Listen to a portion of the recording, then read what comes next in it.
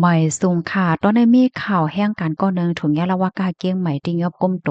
เมื่อวันที่5เดือนธันวาคมปี2026ในมีข่าวงาออกมาว่าฝ่ายกวดทัดโก้นเข้าออกเมืองละวากาเกี้ยงใหม่และลงเปิ้นที่กวดทัดทิมห้อมเอิงดองหานจะเว้นสันทรายใจดอนเกี้ยงใหม่ว่าหลังเสและฮับเติงลาดว่าเรียบมีแห่งการอำมีวัดไว้อยู่เศร้าไว้เพราะว่าลงเปิ้นที่ทัดเหี่ยวในก่อนและครบทบหันแห่งการยานเมืองก่อหนึ่งค่ะมานั่งในแง่เอาตั้งพิษว่ารวยรวงเป็นแห่งการอยู่ไว้ที่ในเมืองไทยรวยดี วัดไว้นั่นอายุมันเสียงยาวปยาวก็เป็นแห่งการอยู่ไว้ดีในเมืองไทยหลวยดีอำไลฮับขว้างใน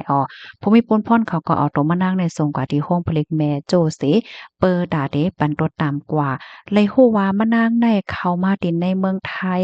ต่างโข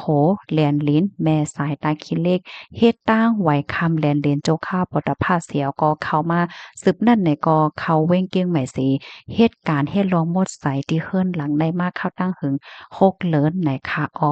คอมมอนตอนในคาเลยเบิงเองเอามาดีของการละว่ากายเกี้ยงใหม่ต่างไว้ไหนคะเมื่อวันตั้งได้เฮาค่ะได้แก่เลยยินว่าก้นเฮ็ดเสียงเฮ็ดล้านค่ะเนาะมีก้นวานเขาเปิ้นเติงลาดว่าสังไว้เฮ็ดจังเนี่ยนะเพราะว่ามาต้วยในตอนใดๆก็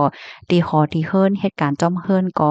ยามเหมือนกันยาวไหนคะนั่นคือพี่น้องค่ะเขาพอเดจังเลยรับพูดแลฟังสติกันนั่นก็จอยกันบอกลาดในกันกว่าเสกรรมไหนคะอย่าก็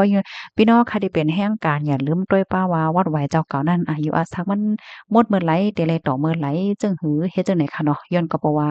วัดไหวเมื่อเหลียวได้มันก็มีหลายเซียนเฮ็ดจังได๋คะนำสังถกก็วัดไหวพี่น้องค่ะนั่นป่นขิงข้าวยามมันเหี่ยวก็ตกหล่นกว่าได้ค่ะไม่ทรงค่ะ